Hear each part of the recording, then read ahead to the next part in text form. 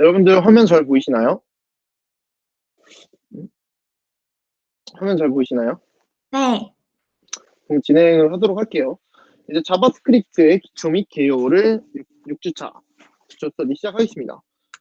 일단은 자바스크립트란 이제 지금까지 HTML이랑 CSS로 저희가 웹페이지를 구현을 했어요. 그 웹페이지를 HTML이랑 CSS만 놓고 보면은 움직이지 않는 그냥 겉모습, 정해져 있는 그런 정적인 페이지만을 만들었죠.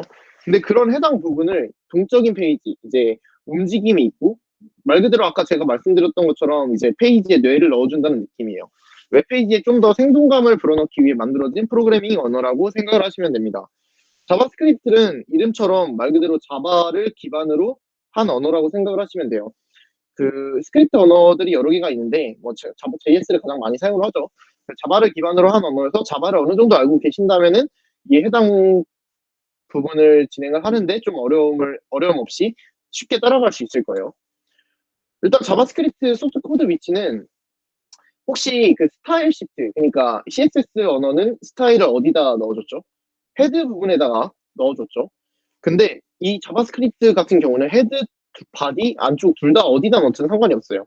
근데 보통은 바디 안쪽에, 아래쪽에, 맨 아래쪽에 넣어주는 방식으로 사용을 하죠. 그냥 일반적으로 그냥 쓴다고 생각하시면 되는데, 근데 좀 중요하신 점은 보통 내부 자바스크립트는 거의 사용하지 않아요. 왜냐면은 자바스크립트 같은 경우는 여러 함수, 그 다음에 동적인 뇌를 담당하는 부분이기 때문에 그 소스 코드 양이 일반적인 웹페이지도 되게 상당히 많은 부분을 차지하고 있기 때문에 보통은 이제 외부 스크립트, 그 CSS도 마찬가지로 외부 스타일 시트를 이제 불러오는 방식을 사용을 했죠.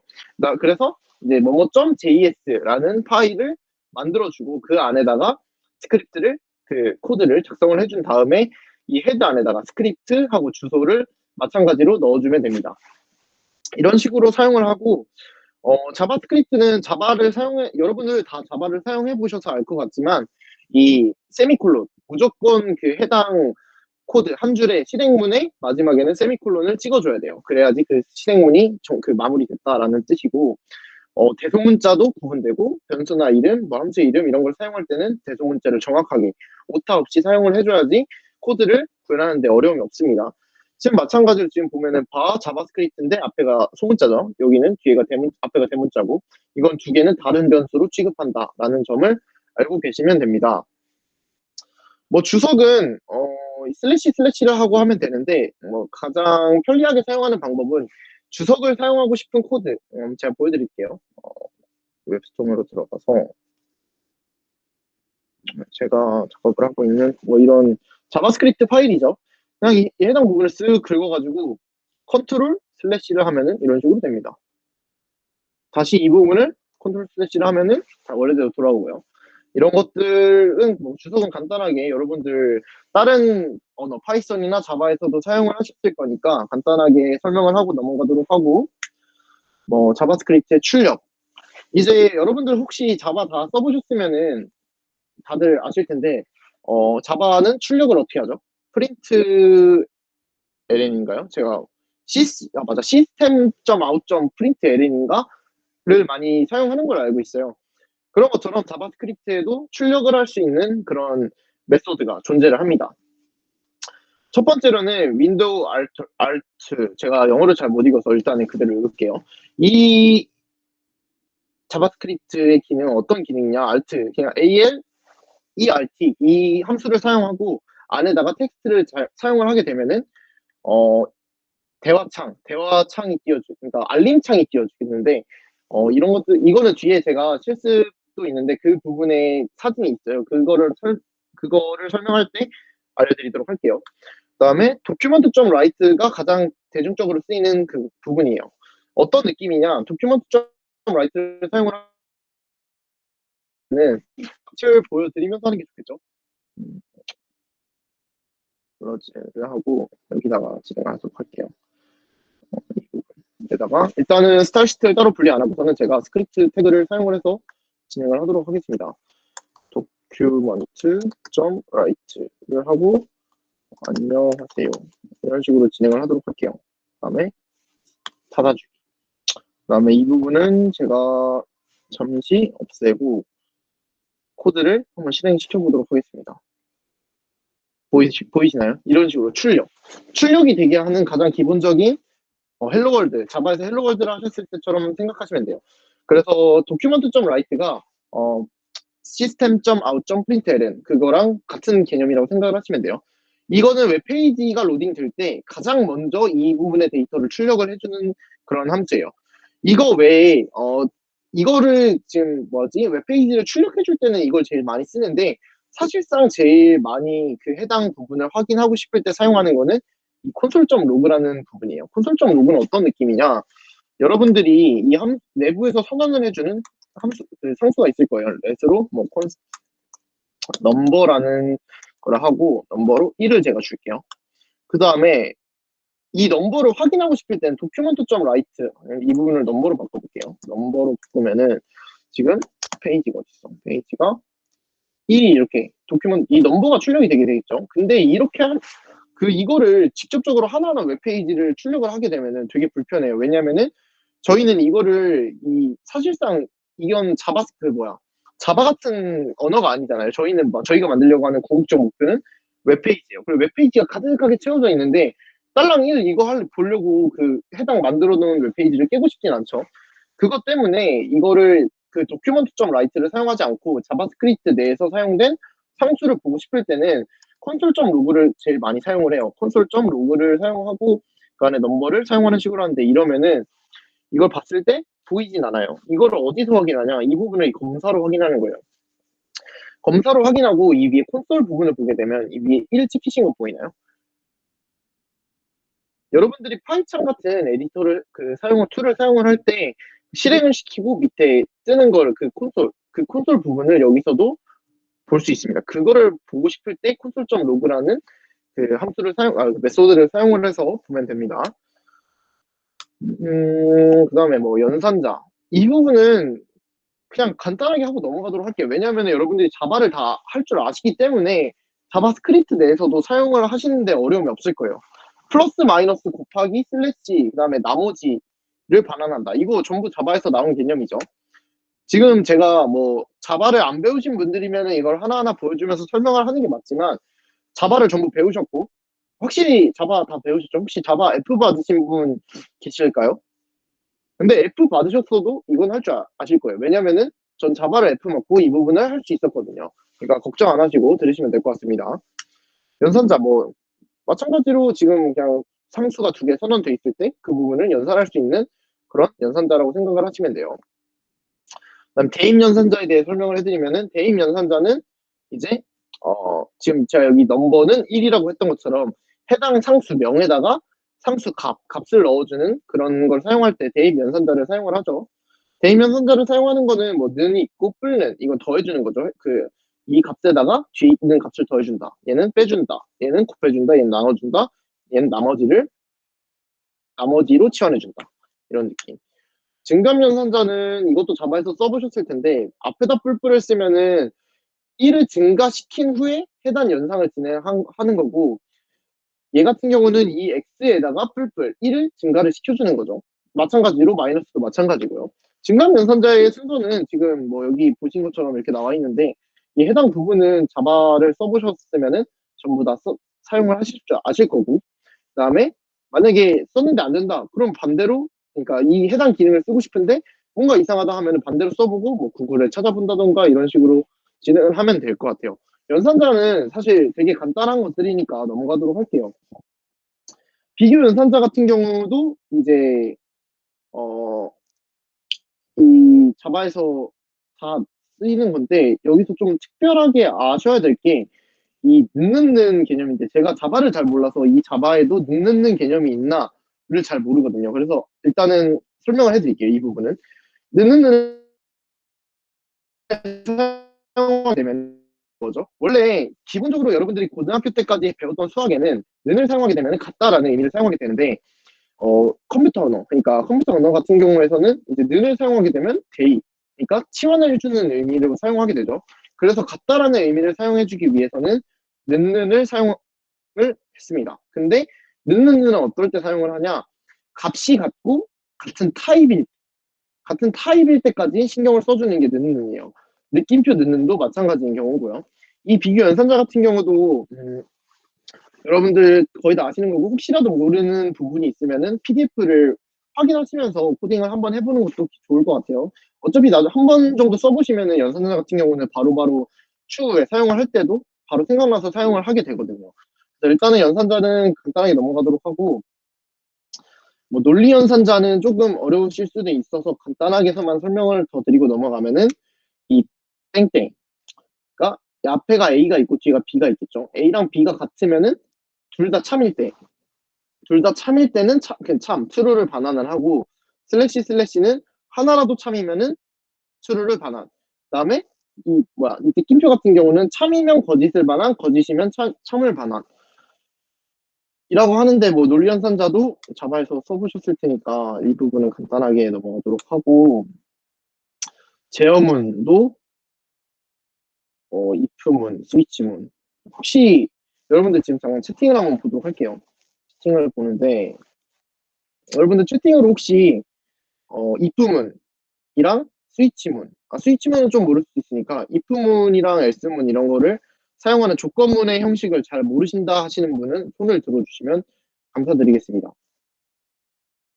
일단 전 잘 쓸 줄 모르니까 손을 들게요. 다들 잘 쓰실 줄 아시나요?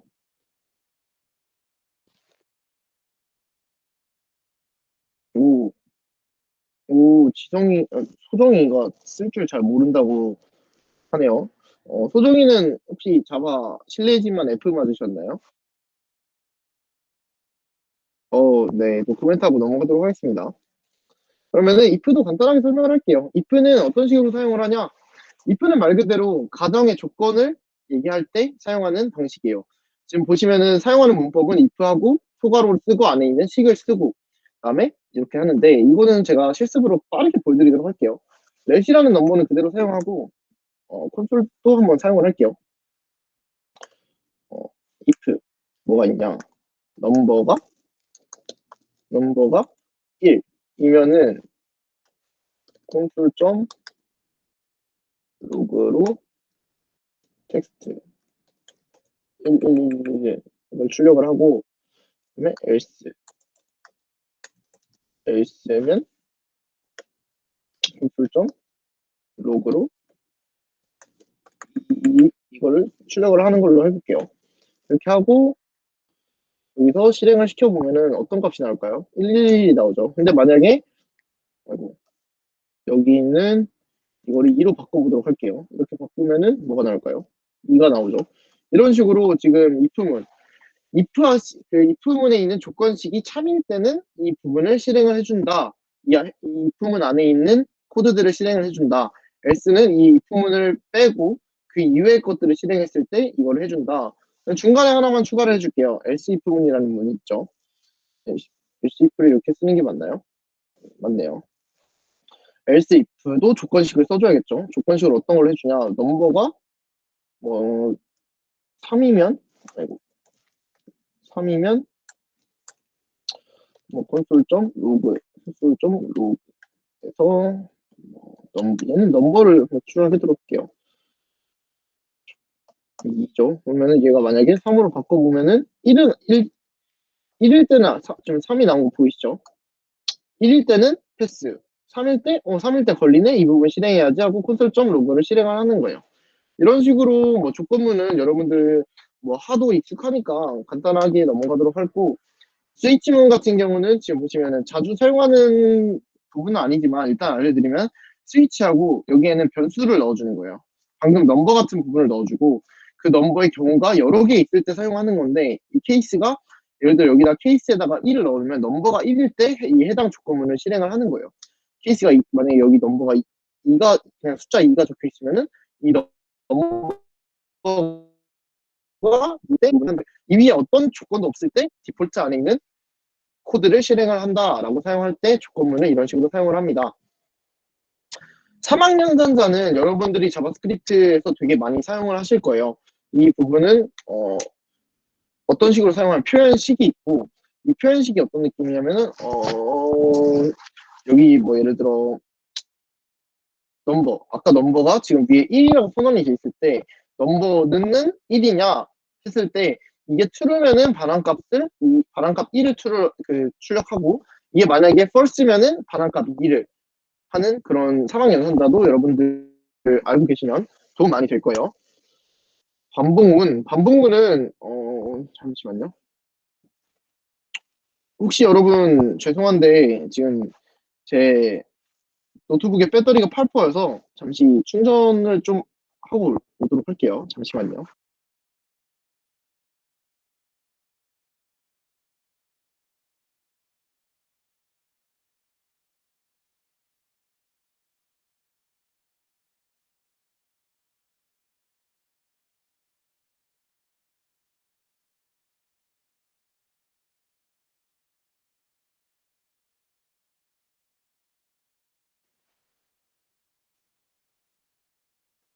네, 여러분, 다시 진행하도록 하겠습니다.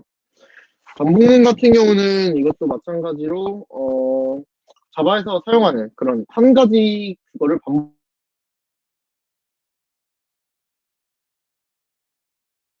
말식,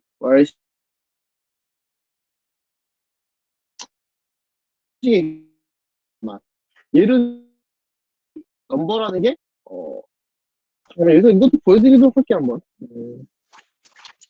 과일 있고, 넘버가 3인 넘버리군에 1로 정해볼게요. 과일 있고, 넘버가 10보다 작을 동안만 이 식을 굴리겠다 하고, 넘버에다가 플러스를 해주면은, 이러면 어떻게 될까요?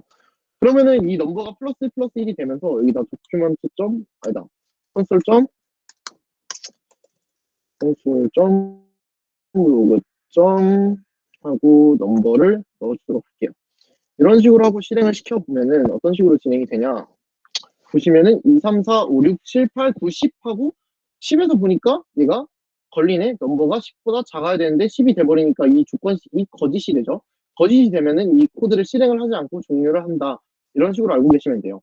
포문 같은 경우는 이것도 보여드리면은, 포문은, 어, 안에, 지금 여기 보시면 초기식, 표현식, 증감식이라고 있는데, 이 초기식이 뭐 보통은 변수로 많이 선언을 해주죠.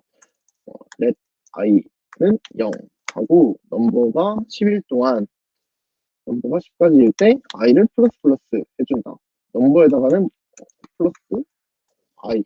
이런 식으로 코드를 작성을 하게 되면은, 뭐 아까랑 마찬가지인 1, 2, 4, 7, 11이 돼버리네요. 이거는 어째서 그런가 한번 확인을 해봤더니, i 플러스 넘버에다가 i를 더해준다. 지금 보면은, 어, 넘버에다 i를 더해주면은 이게 값이 1에서 2하고 2 더하니까 4 되고 3 더하면 7 되고 이런 식으로 되니까 이런 식으로 나오는 게 맞죠? 그러면 이거는 어떤 식으로 바꿔야 되냐? 그냥 i를 출력을 하는 거예요. i 플러스 이렇게 해버리면은, 이렇게 줘버리면, 어, 이렇게. 이렇게 뭐, 어쨌든. 이런 식으로 포문도 사용하시는 거 뭐 다 아실 거고, 지금 제가 말씀드리고 싶은 게, 지금 뒤에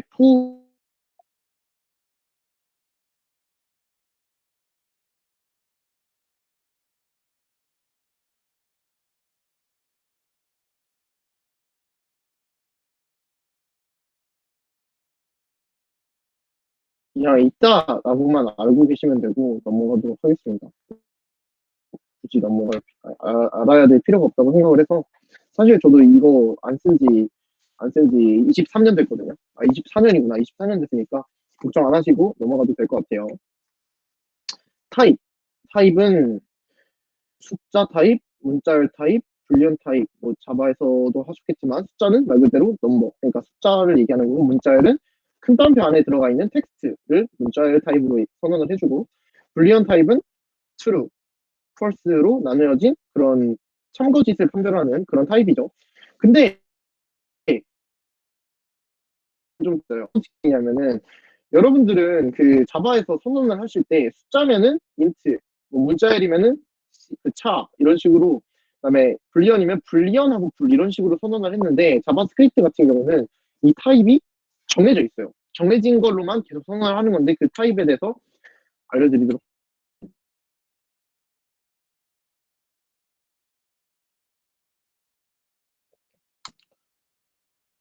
보시면은 변수를 사용하는 방법. 지금 변수 bar을 선언해 줬는데 이 bar, 아이고, 지금 PPT가 좀 꼬여 있는 것 같네요. PPT가 좀 꼬여 있는데 일단 이 타입 두 개에 대해서 얘기를 해드리면은 지금 getDate라는 메소드, getDay라는 메소드 이런 여러 가지 메소드들을 제가 적어놨어요. 이런 메소드들을 안 쓰긴 하는데 쓰긴 하는데 어떤 식으로 쓰는지 제가 보여드릴게요. date라는 객체를 만들어 볼게요. 이번에 어떤 식으로 만드냐 u date 이런 식으로 그다음에 콘솔 점 로그 하고 데이트를 찍어 지금 보이시나요? 제니웨리 05 2021 시간. 이게 어떤 객체냐면은 이 데이트 객체는 new date라고 이렇게 객체를 생성해 주면은 그게 오늘 날짜, 오늘 그러니까 시간까지 정확하게 표현이 되는 그런 객체를 하나 만들었다고 생각하시면 돼요. 근데 이 객체에서 사용을 하는 게 지금 뭐 여러분들이 day를 알고 싶다고 생각을 해볼게요. day를 알고 싶고 그러면 이 데이트에서 day를 가져오면 되겠죠. 어떻게 가져오냐? 데이트 점 get 맞나? get day 이런 식으로 하면은 day 하면 어떻게 나올까요? 안 나오죠. 타입 에러가 떴어요. get day를 하고 이 day 안에다가 데이트를 넣어주면 됩니다. 데이트 이렇게 해주면은 에러가 안 뜰 거예요. 에러가 뜨네요. get day is not defined 에러가 뜨는데 이걸 어떻게 썼더라? 잠시만요. 구글링 한번 해보도록 할게요. 저도 지금 여러분들 보시다시피 저런 함수, 저런 메소드 안 쓰는데 쎄가는 합니다. getday, 자바스크립트 getday 메소드 좀 보시면은 제가 순서를 만들어냈네요. 데이트 점 됐다. 이렇게 하면은 여러분들 지금 보이시죠? 이 이가 어떤 이냐? 요일을 나타내는 이예요. 왜냐면은 지금 보시면 좀 이해 안 되실 수도 있는데 getDay는 요일을 나타내는 그런 메소드인데 숫자로 반환해요. 일요일을 0부터 토요일을 6까지. 근데 지금 오늘 화요일이죠. 화요일이니까 일, 월, 화. 2를 반환한 거예요. 뭐 이런 식으로 메소드를 사용하는 방법도 있고 뭐 parse int, parse float는 안 씁니다, 여러분. int는 쓰겠는데 이거는 문자열을 파싱하여 특정 진법의 정수를 반환한다라고 나와 있는데 이걸 어떻게 설명을 해드리지? 이거는 그 해당 변수가 있으면 그 부분을 무조건 정수로 변환을 해서 반환을 해준다는 뜻이에요. 이거는 잘 안 쓰이게 되는데 어떨 때 사용을 하냐? 문자열의 크기나 이런 좀 문자열로 반환하면 안 되고 숫자로 반환을 해줘야 되는 상황이 있을 때 퍼센트를 사용해서 반환을 해줍니다. 근데 잘 안 쓰긴 해요. 어쨌든 근데 이런 게 있다라고만 알고 넘어가시고 사실 기초 스터디가 여러분들이 라고 해서 저희가 항상 링크해서 강의를 하는 게 아니라 그냥 이런 게 있다라고만 알아주시면 되기 때문에 일단 이 부분도 넘어가도록 할게요. 변수 선언은 아까 말씀드렸던 것처럼 변수의 타입을 선언을 해주고 그 뒤에 여러분들이 변수의 명을 선언을 해주면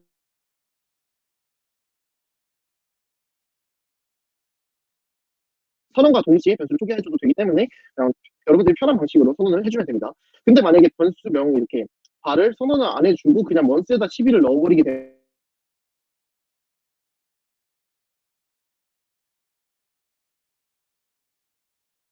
같은 레퍼토리라고 생각하시면 됩니다. 뭐 배열을 생성하는 방법 여러 가지가 있는데 이것도 뭐 자바에서 다 했던 방식인데 뭐 배열 여러분들 배열반에서는 다들 잘 알고 계실 거라 믿고 이 부분도 일단은 넘어가도록 할게요. 뭐 어레이를 뭐 어레이랑 뉴 어레이랑을 차이 세팅 지금 보도록 할게요. 그 new라는 객체를 선언을 해줄 때 new를 사용하는 게, 현상이가 let이랑 bar의 차이는 뭔가요? 라고 설명을 해주는 그 질문을 드렸는데, 이 부분은 지금 제가 설명을 해주면서 같이 해드리도록 할게요.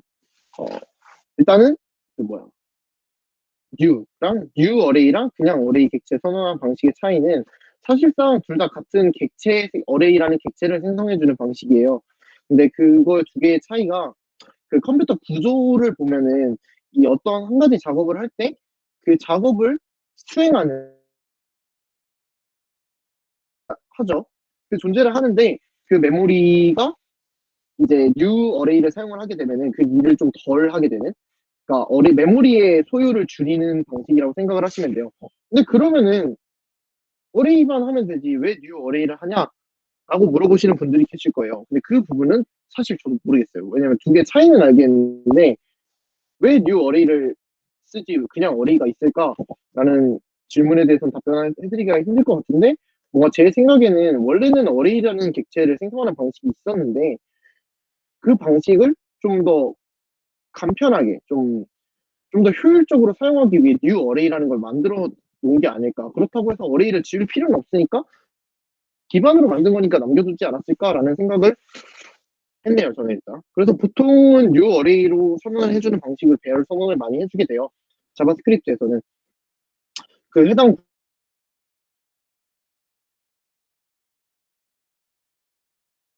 부분은 을 가장 많이 하는 편인데 저도 을 정확히 모르기 때문에 구글링을 해서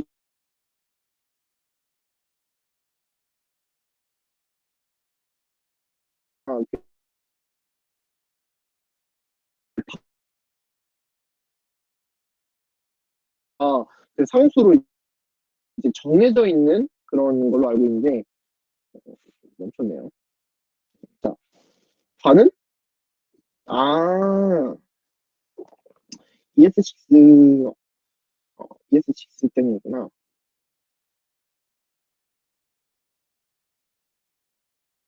네, 그거를 설명을 해드릴게요. 그래서 사실 요새는 이 바를 잘 안 쓰게 되는데, 제가 보니까 이해가 됩니다.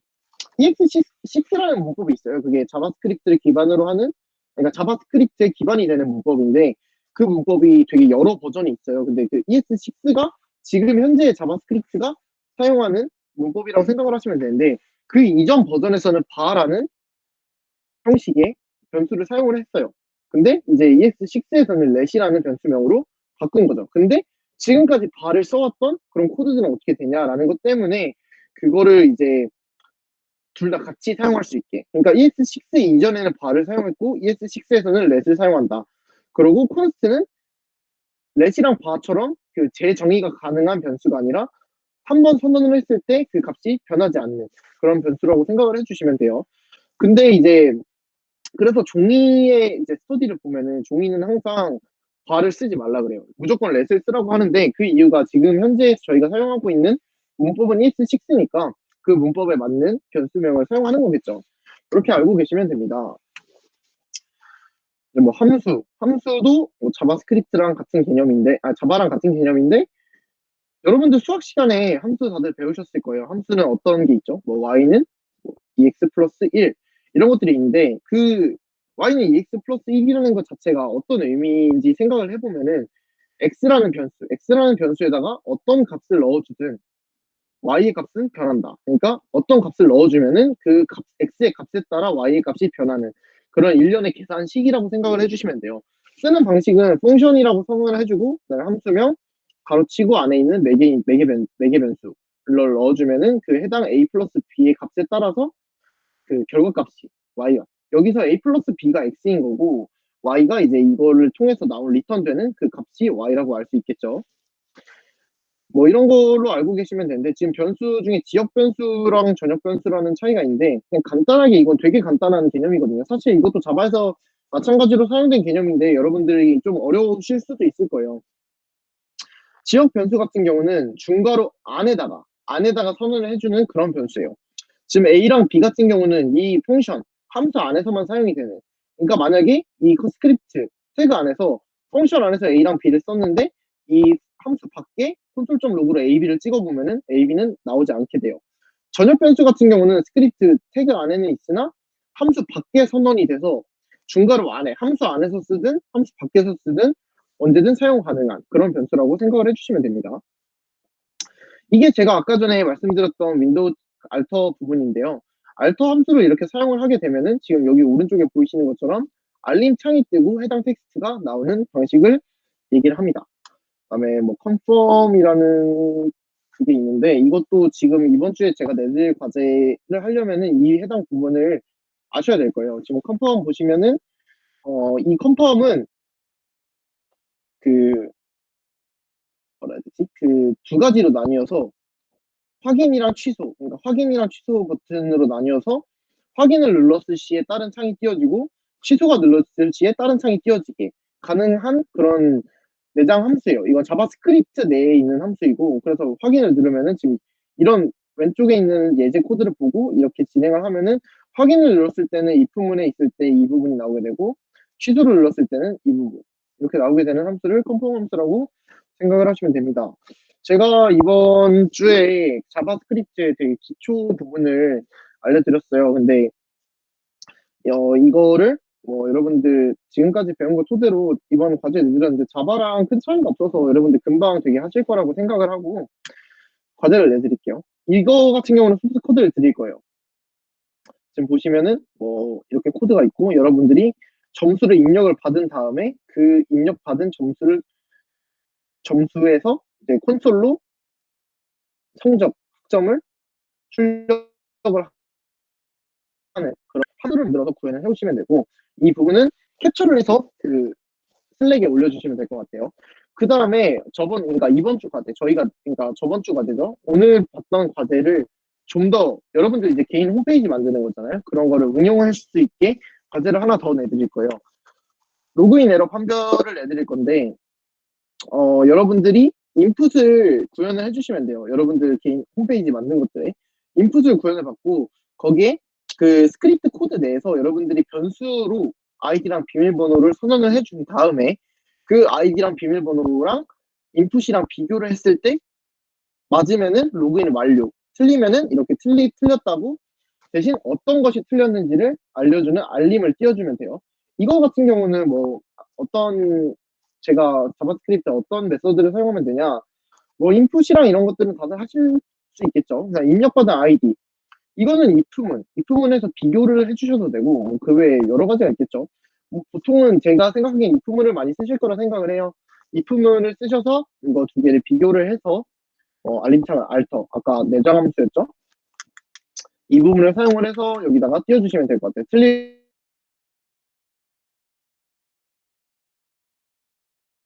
어떤 게 틀렸는지는 어떤 게 틀렸을 때도 뭐 조건문을 해서 여기다 띄워주는 텍스트를 띄워주는 방식으로 하시면 될 것 같습니다.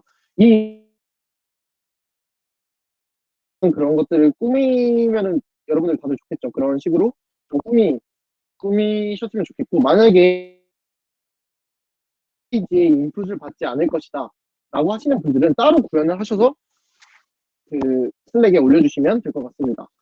오늘 진행한